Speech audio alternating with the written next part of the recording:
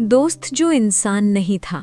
अगर आपका सबसे सच्चा दोस्त इंसान नहीं, एक गरीब डॉगमैन हो, तो क्या आप उसके लिए अपनी जान जोखिम में डालोगे? कहानी शुरू होती है एक छोटा सा गांव था, जहां लोग सीधे थे पर सोच बहुत सीमित थी। उसी गांव में रहता था आरव, मासूम, भोला और सच्चे दिल वाला लड़का। उसके माता पिता मेहनती थे, लेकिन समाज की बातें उनके लिए सच से ज्यादा जरूरी थी। गांव के बाहर एक झोंपड़ी, गांव से दूर खेतों के पार एक टूटी फूटी झोपड़ी में रहता था वीरू, एक गरीब डॉगमैन। उसके पास न पैसे थे न परिवार, बस एक साफ दिल और सच्ची आंखें। गांव वाले उसे देखकर रास्ता बदल लेते थे। दोस्ती की शुरुआत।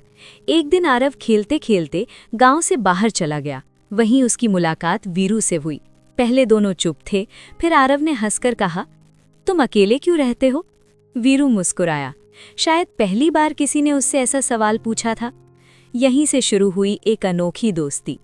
खुशियों के दिन दोनों रोज साथ खेलते, कभी खेतों में दौड़ते, कभी नदी किनारे बैठकर सपने देखते।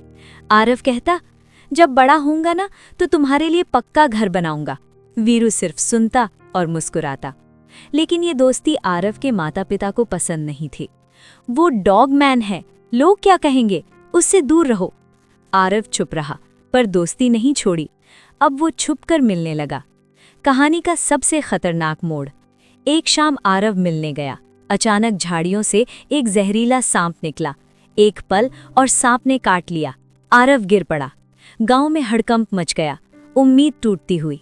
एक बुजुर्ग वैद्य ने जांच की और कहा, जहर बहुत तेज है, मेरे पास इसकी दवा नहीं। फिर धीरे से बोला, हिमालय की ओर एक पुरानी कुटिया है, वहां एक महान वैद्य रहते हैं। गांव वाले डर गए। वहां जाना मतलब मौत को बुलाना। वीरू का फैसला। भीड़ के बीच से वीरू आगे आया, उसकी आवाज कांप रही थी। अगर मेरा दोस्त बच सकता है तो मैं जरूर जाऊंगा। लोग हंसे, किसी ने रोका, किसी ने डराया, पर वीरू नहीं रुका। संघर्ष भरा सफर। रास्ता बहुत कठिन था। रात में ठंड से कांपता रहा, कई बार भूखा रहा। जंगल में जंगली जानवरों की आवाजें सुनता रहा। एक पल को लगा अब नहीं बच पाएगा, लेकिन फिर उसे आरव की हंसी याद आई और वो फिर चल पड़ा। महान वैद्य से मुलाकात। आखिरकार वो कुटिया तक पहुंचा। वैद्य ने उसकी आंखों में देखा और कहा, तू इंसान नहीं, पर तेरी दोस्ती अमर है। उन्होंने जड़ी बूटी दी। वापसी और चमत्कार। वीरू बिना रुके गांव लौटा। दवा पिलाई गई। कुछ ही देर में आरव ने आंखें खोल दी। पूरा गांव रो पड़ा। माता पिता का पश्चाताप। आरव के माता पिता वीरू के सामने झुक गए। आज से तू हमारा बेटा है। वीरू की आंखों से खामोश आंसू बह निकले। सीख, रिश्ते खून से नहीं, दिल से बनते हैं।